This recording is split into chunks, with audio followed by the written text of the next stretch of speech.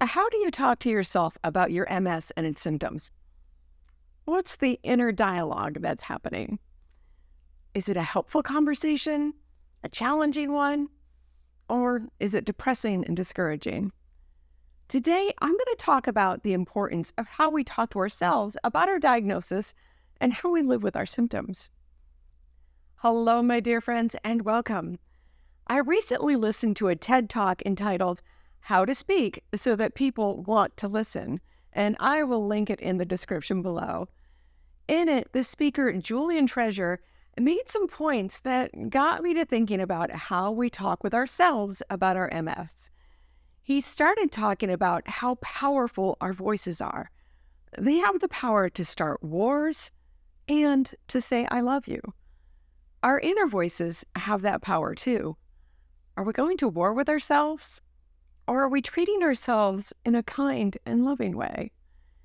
He went on to list 7 deadly sins of speaking and how these habits can affect how and why people don't listen to us or don't want to listen to us. The first is gossip. It's speaking ill of someone who's not present. Now, we're definitely present with ourselves, but we can sometimes fall into the habit of speaking ill about ourselves. I've done it, and I know a number of you've done it too. I'm in a lot of MS groups online, and I see it almost daily. Do any of these thoughts creep into your inner dialogue? I'm a burden. I can't do anything. I can't even work. I can't even clean my house. I'm worthless. Yeah, I invite you to catch yourself when you hear these thoughts creep in and stop that way of speaking about yourself. It's gossip. It's probably not true, and it's destructive. You are participating in life as best you can, and you're caring for yourself as you're able, aren't you? And you can do some things. So what if you can't work? Not everyone needs to work. Perhaps you can't clean the whole house, but any mountain can be climbed 10 minutes at a time. I do something called the 10-minute tidy when cleaning up everything seems overwhelming. I set a timer on my phone and I tidy up for 10 minutes. That's it, then I rest. Then after the rest, another 10 minutes.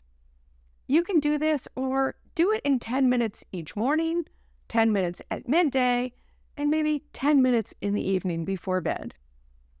And worthless? I don't even know you personally, and I know you have worth. You're amazing. The next time you start to think you're worthless, remember, Vickie thinks I'm amazing. Okay? The next is judging. If we're looking at ourselves and finding we're left wanting, or that we're being repeatedly harsh with ourselves and that we're focusing on the negative, do you find that you're using phrases like, I really ought to, I need to, I really should, and I have to? And these can turn into really harsh phrases. We're judging ourselves and our disease. I give you permission to strike them from your inner dialogue. The next time this is happening, try observing what's happening that might be starting that judging, and remind yourself to use kinder and more gentle language, such as, I would like to be able to keep up with my friends, but I know I have limitations, so I will focus on the time I am able to participate and savor it. Or, the house is messy, but my fatigue is high today, so I will honor my body and rest. The mess will be there tomorrow, and it really isn't hurting anyone. The next is negativity. It's hard to listen to someone who's negative all the time. Is the glass half empty or half full? Is it half empty and polluted? Or is it refillable? Are we Captain Bring-Me-Downs or Debbie Downers? Yes, we're going to have some days that are tough, but sometimes we get caught in a spiral of negativity, or it becomes habit, and it's hard to be around, and we can't get away from ourselves. I invite you to change the spin of that negativity around. Practice saying nice things about situations. Or for example, instead of, it stinks that I can't stay out late with my friends anymore, switch it to, I'm glad I get to go out for a short time and enjoy my friends.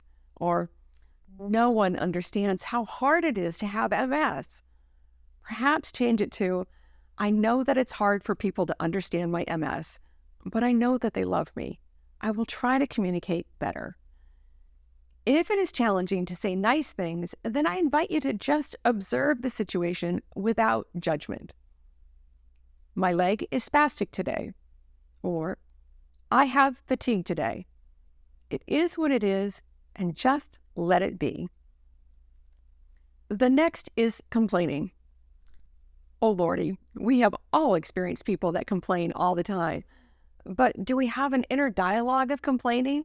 Is everything hard? Is everything wrong?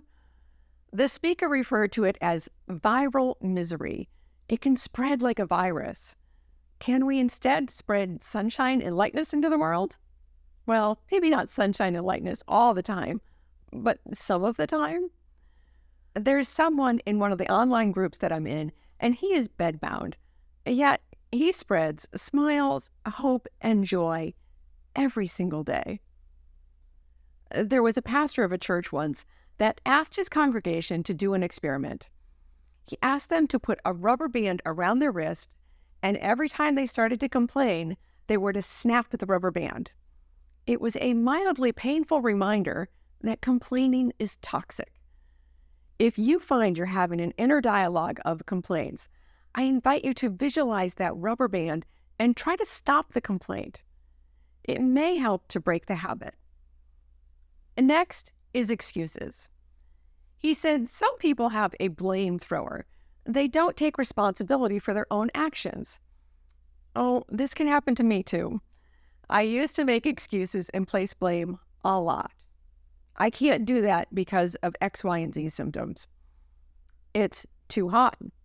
It's too late. It will be too long. Now I try to make accommodations. I can't do long hikes anymore, so I bring along walking sticks to help. Too hot? I wear my cooling vest. Too late? I go anyway, and I stay for a short time, and I have fun. Next is exaggeration. He said it's hard to listen to someone who exaggerates all the time. And do we exaggerate when we talk to ourselves about our MS? One of the most common is, I am never going to get better. Oh, I bought into that one when I was first diagnosed. Everything I heard or read said MS is a progressive, degenerative, incurable disease. Never is a long, long time. And guess what? Some of my symptoms did get better. Or how about this one? It is impossible for me to fill in the blank. Impossible? Really? How about we swap out the word impossible for something else, like difficult or challenging? For instance, I could say it's impossible for me to go out in the heat. Or I could say it's difficult and challenging. See the difference? One is open for possibility. Perhaps I can go out into the heat for a short period of time, or maybe I can go out into the heat with lots of ice water and my cooling vest. Since it is challenging for me to go out in the heat, I know I need to make adjustments, but it's not impossible. The final one is dogmatism, the confusion of facts versus opinions. There are facts about MS that are proven by science. It can cause symptoms and it can cause disability, but how we think about them might be a matter of opinion. Here's one that you may have heard. I'm confined to a wheelchair. Oh, that is a tough one, but could it be changed to I'm liberated by using a wheelchair? I'm not confined to my house or confined to my bed because I'm able to use my wheelchair to participate in life? It's a shift of opinion. Or do we have the opinion that we might not be good parents because of our MS? That's another really hard one. But being a good parent is so multifaceted. Being a good parent may mean sitting and talking with our kids, or playing a board game, or snuggling in bed and watching cartoons. I invite you to be careful with your opinions about yourself and your MS. Before we go on to how we can be better speakers and change our self-talk, would you do me a favor and hit the like button and subscribe? This is important because it tells the YouTube algorithm that this is valuable content and will show it to others and help the channel to grow. Thanks. The TED speaker then went on to offer suggestions to become better speakers. He used the acronym HAIL, to greet or acclaim enthusiastically. I kind of love that, to greet or acclaim enthusiastically. The H stands for honesty. Be clear and straight. The A stands for authenticity. Be yourself. I stands for integrity. Be your word. And L stands for love. Wish people well. I'm going to put my own spin on these 4 things. Honesty. Being clear and straight. Vickie, you have MS. That's it. No need for drama or negativity or gnashing of teeth or tearing of clothes. I live with this condition. It is what it is. Millions, no, I will say billions of people live with conditions. Heart disease, diabetes, cancer, other autoimmune diseases. This one just happens to be mine. Authenticity. Being ourselves, not our disease. I am so much more than my diagnosis. I am an entrepreneur, a friend, a wife, a mom, a meme, a volunteer, a singer, a writer, a cook, and so much more. I would much rather focus on being all of those things. Who are you? Let me know in the comments below. Integrity. Be your word. I like this one. Getting MS is not our fault, but taking care of our health and well-being is our responsibility. I invite you to decide to take exquisite care of yourself and then be your word. Do it. Do the things that will help you live well with your MS until they become habits. You deserve it. Lastly, love. Wishing people well. Who is people? We are. We are people. It is very hard to do any of those 7 deadly sins that he talked about when we're being loving towards ourselves. Having MS is hard, no doubt about that. But our inner dialogue, our own self-talk, can make it harder if we're not being loving towards ourselves. It might be hard at first to change that self-talk into loving self-talk. So until you get good at it, borrow mine. Remember that I think you're awesome. You are doing the best you can. You're dealing with this great. And I love you. To see more on self-care, watch these videos next. Please like, subscribe, and sign up for my newsletter. Until next time, be well.